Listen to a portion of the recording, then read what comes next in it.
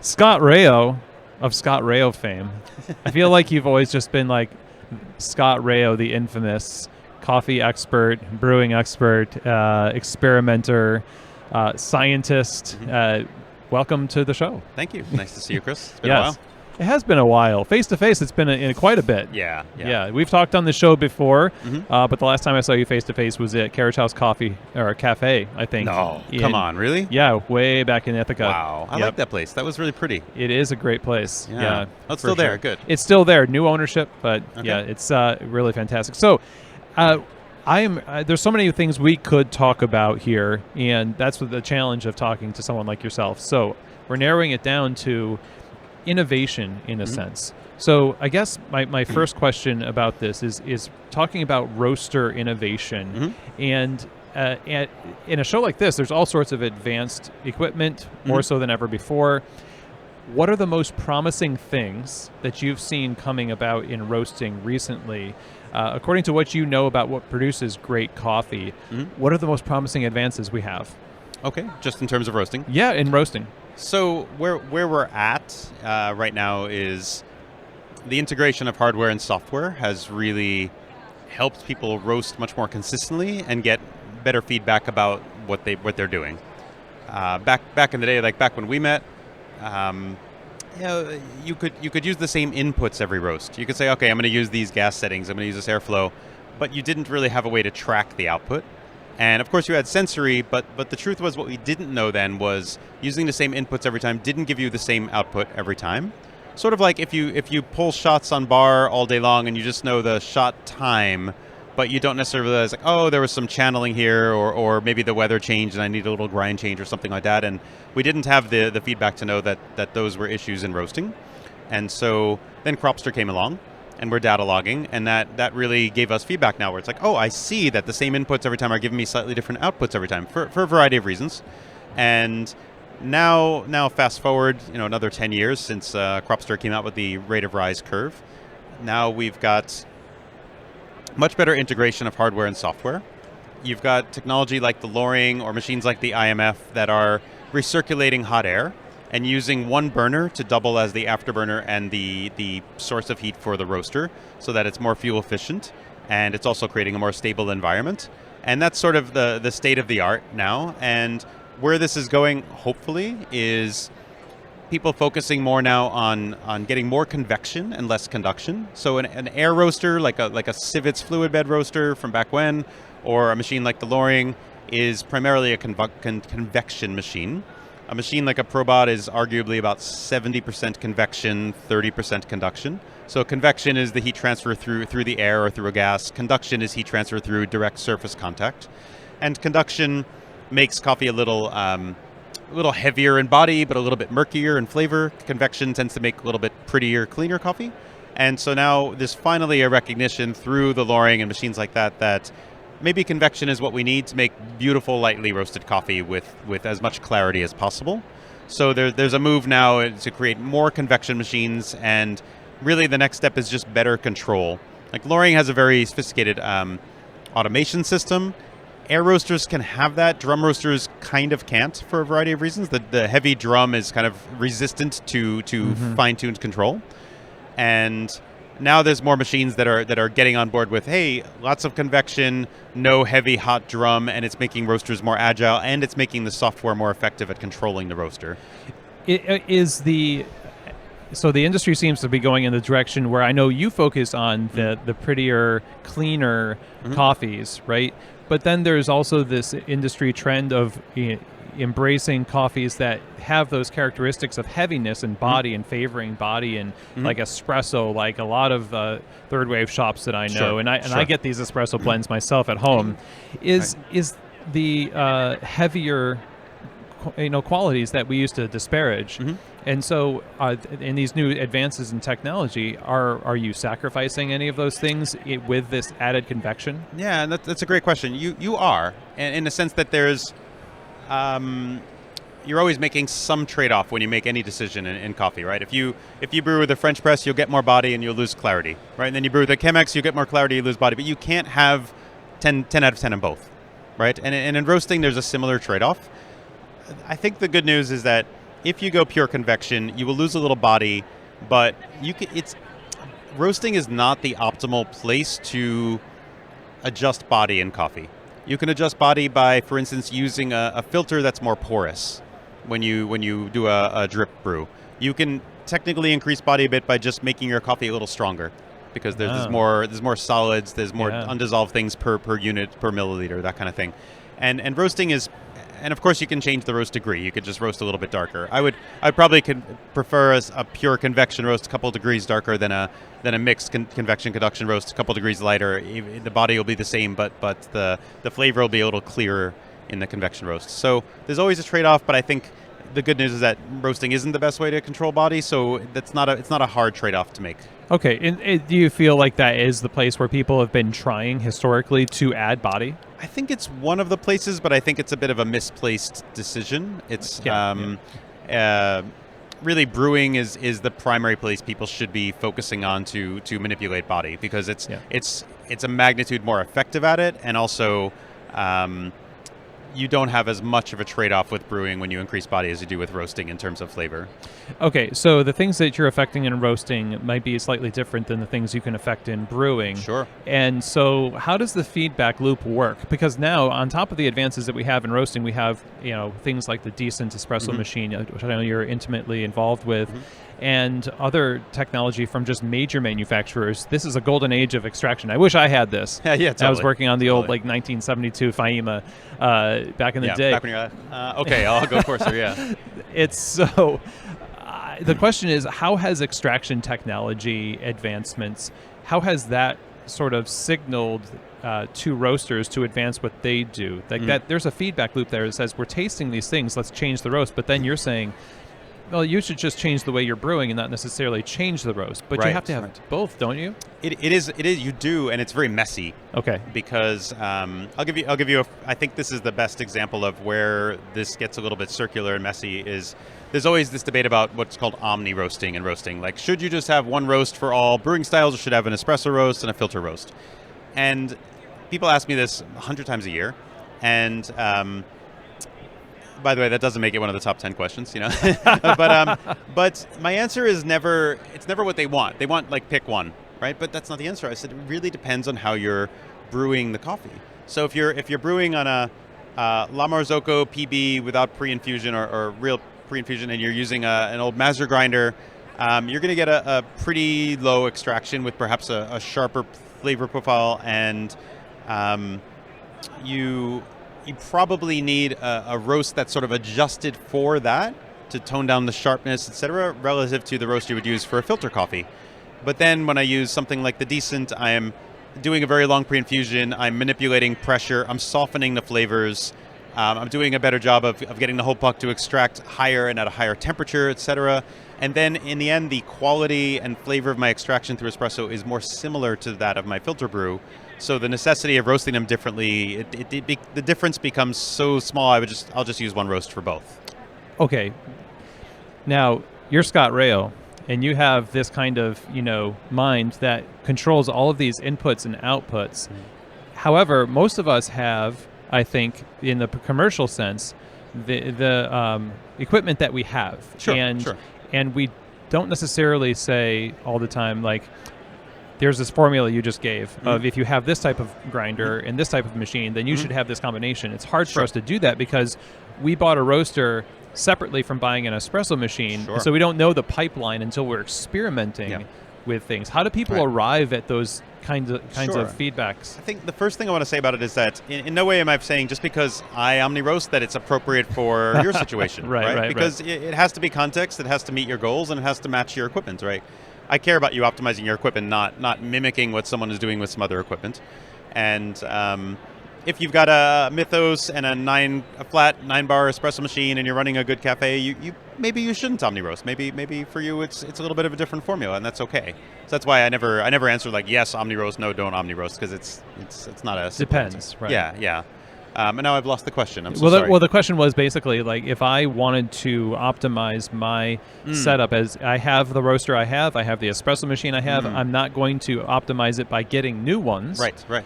How do I get to the point where I've adjusted my recipes in roasting and in brewing so that all are working together well? I think the best way I could answer it is there are upstream and downstream factors, right? Like the green you buy is perhaps the highest upstream factor, and then how you roast it, and then how you grind it, and then how you brew it. Something downstream probably shouldn't be impacting what you do upstream, and if it is, maybe something's backwards. In other words, you wouldn't necessarily buy different green because you're having a roasting problem. You still want to buy the best green possible, and then say, okay, what's the best way to roast this green?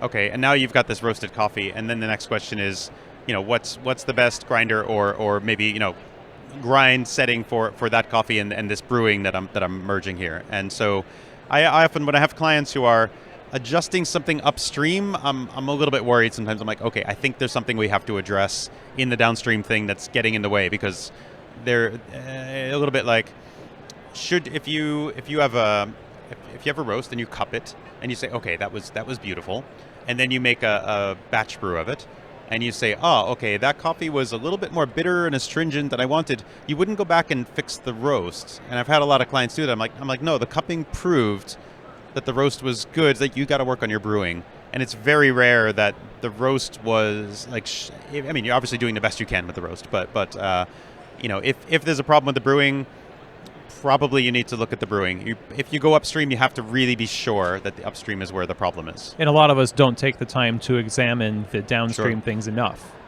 Yeah, or maybe not even think about upstream, downstream. Like it's more like, I have a problem, I'm going to fix the thing that seems most obvious, but it's not always not always the obvious thing that's the cause. Yeah, in terms of the cupping, telling the truth, and the brewing, giving you a different story. There's also the commercial. The baristas who are making the coffee every single day, that's different even than what the roaster has, the machine in their lab. It just is different as well. That's true. I mean, I'd prefer to not see roasters adjust what they're doing because, let's say, baristas are inexperienced or using bad puck prep. I mean, obviously, if that's reality and you have no choice, fine. But usually the better answer is, okay, work on the downstream thing, because it's, we don't want to start changing upstream. We start chasing our tail. Yeah. Okay, so coming back to advancements in technology with espresso machines and specifically in roasting too, how do we balance experimenting with new technologies that might give us a learning curve that means our customers experience a hiccup in the consistency? Because consistency is king in terms of maintaining a business. What's the appropriate amount of experimentation that somebody should embrace when they see all these shiny new technologies? It's nice to... It's a great question. I mean, on the industry level, it's just great if everyone experiments, because eventually we'll benefit, right? It's a little bit like all of these crazy fermentations, right? A lot of them are not successes, right? But the fact that someone did that, we're all learning from it and we're all benefiting from it. So it's sort of like on a species versus individual level, like to some degree, like evolution cares about the species benefiting, like we care about the industry benefiting, and there's just sacrifices along the way, right? So how much experimentation you should do, like I think on a certain level, it should be based on your fundamental knowledge and skills. I have a lot of clients who start roasting and literally on day 2 they're actually experimenting, and I don't mean finding their way. I mean they're like, oh, I heard about this idea, I'm going to try this. I heard about that, and I'm like, really, it would be great if you focused on some fundamentals for a while. Don't worry about new ideas. Just feel grounded before you start experimenting. Right now, so I feel like if I walk up to Matt Perger or James Hoffman or someone who's established themselves and knows what they're doing and has good theoretical knowledge, like they should experiment with as much range as they want, right? Because they're not going to lose their center, they're not going to lose their fundamentals. What's the so the center that you want your clients to have if you're having that conversation? What is that? So the center is, to me, like the first principles or the fundamentals. Like, if you're brewing, like, are you getting an even extraction and are you doing it consistently? In roasting, are you getting good development and not having defects like baking or underdevelopment or undue roastiness, right? Like if you feel like you're grounded in a system that can accomplish those things and you've got those basics down, then I think you can kind of flex and experiment a lot. But I think if you're still struggling with consistency or any of those defects or something, you should be very cautious. And you should still experiment, but you should sort of don't stray too far from the trail. In other words, like, I have a bad sense of direction, right? If I stray from the main trail, I will never get home, right? And it's a little bit like that. Like, if you're really confident you can get back on track, go for it. But if you're not really ready to do an experiment and know that you remember where center is or where like the fundamentals are, then maybe you should be careful. It's a lay of the land. Yeah, literally in the walking case. Yes. But it's so the consequence of not knowing the lay of the land and straying off of center is the idea of your business losing people who rely on you being consistent and would forgive experimentation. Okay, so I didn't answer your last question well because I realized you're talking more about the commercial environment, and I think most of the experimentation, as much as possible, should happen in the back. Or like in the case of when I had a cafe when I'm in my 20s and I was crazy, I would literally experiment at 1 a.m. after I closed the shop, right? But it should be on the side. You shouldn't experiment on your customers until you've got something you think, okay, this is different. Maybe I want to test it on some customers, and who I know I'm not going to lose, and I know they're interested in learning and trying new things. But I don't think you should be just throwing out your Curtis or Fetco to get some like newfangled batch brewer just because it sounds cool, and then just using it on your customers, and then maybe they're finding out, oh, that wasn't a good idea. Like that's yeah. So to some degree, I feel like as much as possible, experiment behind closed doors, sort of, and roll it out when you feel comfortable. And yet, so we are afraid of being passed by technology, and we like. Here's the question I really want to ask here: is any kind of roasting equipment fine to learn the fundamentals on? The vast majority, yes. Okay. Like 80%, sure. Absolutely. Okay. Yeah. So you can't just like say, well, I need to learn the fundamentals, but I need to get like upgraded technology and newfangled things in order to start off the right foot, and that's how I'm going to learn the fundamentals. I think you're pretty safe as long as you're not buying, say, a brand new machine that just came out this year or something like that. If you're buying something with a decent reputation and you talk to a few professionals who are using it and you trust and they say, yeah, I like it or whatever, then go for it, right? And reputation, like they're not constantly breaking down, or there's not some common complaint everyone has that sounds like a deal breaker, like that kind of thing. Oh, right. Sure. Yeah. So now I want to drive into consistency a little bit here while we're talking about experimentation, and ask you, if you could like wave a wand and make all roasters do one or two things that would actually contribute the most to them being consistent, even in the things that they're doing that may be experimental, but would lead to more consistency, what would it be? That's a really easy one, actually. It's a surprising one to people, especially when they're new at roasting, but there's something called a between batch protocol. It's what you do during the time between batches. Now, traditionally, way back when, people saw between batches as a time. It's like, oh, I need to use the bathroom, I need to make a phone call, I need to weigh a batch, I'll just do that between batches. But really, that time between batches is precious in terms of carefully resetting what we call the thermal energy of the machine. So that when the next batch begins, you are starting with an identical machine in terms of the drum temperature and perhaps any other properties of the machine. If you can do that successfully, then when you go and put those same inputs in on the next batch, it'll be the same outcome as the previous batch, right? And if you do a between batch protocol well, you can roast 10, 20 batches in a row of the same coffee and have like identical curves that are like just tracing each other perfectly, and then the flavor will presumably be identical as well. That's been neglected until the last couple of years. Like a couple of years ago, I really started pushing this idea of between batch protocol. I even called up Cropster and said, look, I really want you to allow us to show optionally a between batch protocol curve. So we're going to actually graph what the machine is doing between batches. And now you can look at your Cropster curves with, on the left side, you see the curve between batches and then a continuous curve going to the next batch. So now instead of just seeing the discrete batches, you're seeing the in-betweens also. And when you trace the in-betweens, you're actually, if you do it with a decent system, you're actually resetting the machine's thermal energy. That was the huge X factor that was missing in people's roasting that was preventing them from being consistent. Oh yeah. So is that coming? It's happened. Cropster has it, which was much. I mean, me yelling about it got a couple hundred people on board.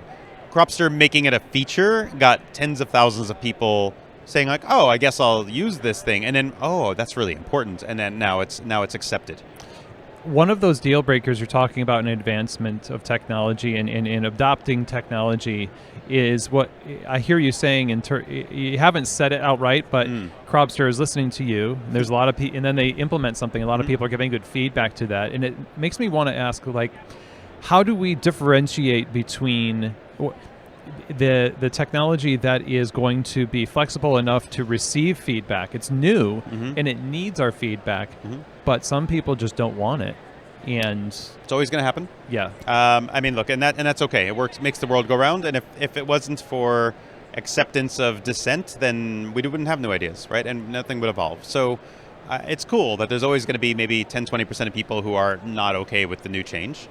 And there's some validity, like when people are railing against tech and saying, but what about the artisan side? It's like, well, I think in the long run, the artisan side will just keep shrinking because tech, whatever we can do intuitively, someone smart will figure out how to do it with tech.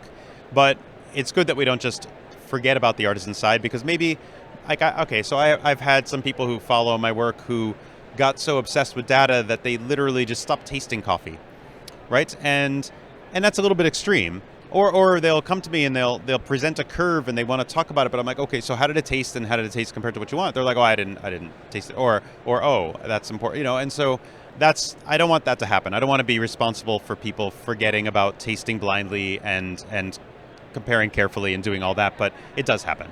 That's interesting, and that's an extreme, right? There's an extreme, the person who roasts in the woods using only wood and whatever it is they're doing, and somebody that they don't taste coffee anymore, right? And they're the same. They're the extreme left and the extreme right of coffee, right? They're rigid in their own way or whatever, and so there's always going to be a spectrum. There's an interesting dichotomy here. Two opposing things happening in coffee. There's the rise of technology that removes the artisan element a bit, right? But then there's the rise in the story and the human element of coffee itself, and the social element of coffee, which I imagine would bleed over into roasting and make people want to, make a renaissance of artisan roasted coffee, because that's just it's a heart-focused approach to it, and they think we should do that with everything, including our technology and our roasting. So I think there's a middle way. I think there's a happy medium there, where for a long time baristas would often say to me things like, that technology, it's ruining the artisan side of coffee, blah, blah, blah. And to some degree, I think they felt a little defensive, like maybe that their job would be, taken over by tech or something like that. But really what's happened during the rise of more and more technology in coffee, the pay rate and the demand for good, say, baristas or roasters was going up tremendously. Okay, not tremendous, but at a good percentage rate, right? And the status of the barista is much greater now than it was 20 years ago. True. Okay, and so how did those two things happen at the same time? And my belief is that what technology has done is not replaced us, but let's face it, there's certain jobs that technology does better than humans. And if we can identify those jobs and say, maybe a human shouldn't do that job, we'll just give it to the technology, it frees up the human to maybe do something a little bit higher up the scale in terms of like maybe using your brain more and your body less, right? So now there's people who are, sure, we're using software, but now there's much more analysis going on. Right, and there's people writing the software, there's people figuring out how to use the software, there's people using the software to analyze, and we're doing less physical work and more intellectual work, and I think most people should be happy about that. And likewise, the barista is maybe not as, I think when you and I started in the 90s and such, like we were doing a lot of multitasking, a lot of moving around quickly, and a lot of things were happening. I mean, you were doing much better latte art than I was. I know that, but we were, and now there's actually, I think, a lot more intentional action being taken in coffee, and part of that is because to some degree technology has kind of freed us or helped us with feedback and tracking what's going on, so that we're now more in a position of like realizing that if we just carefully make good decisions about how the process is going to go, the rest of the tech's going to take care of the rest, and the end result is better coffee, and we're using our brains, not our bodies, and that's a good thing. So it's less likely now to run away with us, because we do have we have the freedom to make those intentional decisions, and therefore we're a little bit more sober-minded about the things that we do or don't adopt. Even if we do like swing in the direction of saying like we miss the artisan way, so we're just going to do this manually. It's not as much as it would have been if the technology didn't exist. There's always going to be those people on the extremes, right? Yes. Not as many, thanks to the consistency that technology has provided us. Okay. Yep. And I want to say, like, the elephant in the room here is that hopefully most people in this room, our goal is to make better coffee. And even the anti-technologists have to admit that there's a lot of things technology does better than humans, and if we want the best possible coffee, we have to make use of it. I mean, let's face it, we use temperature probes. It's a form of technology. Humans can't measure temperature with their finger in the drum, right, or something like that. So Speak for yourself, Scott. I mean, hey, if you can do that, that's great. But there's so many things that we already, but because they're established technologies, we don't think of them that way. We don't feel threatened by them. We just like, oh, that's cool. I mean, yeah. Yeah. So we're all secret Luddites. Yes. In a sense. Yes, pretty much. Yeah, and it's right. You're right. We're here to make better coffee and to represent coffee well, and that's also what technology has allowed us to do. So the farmer's coffee is seen in the best possible light. Mm-hmm. Yeah. Yeah. Scott, it has been wonderful to talk to you. Been a pleasure. And as always recommend people listen to what you have to say. You're a wealth of knowledge, and it's just great to get to see you face to face. Thank you, Chris. So nice to see you.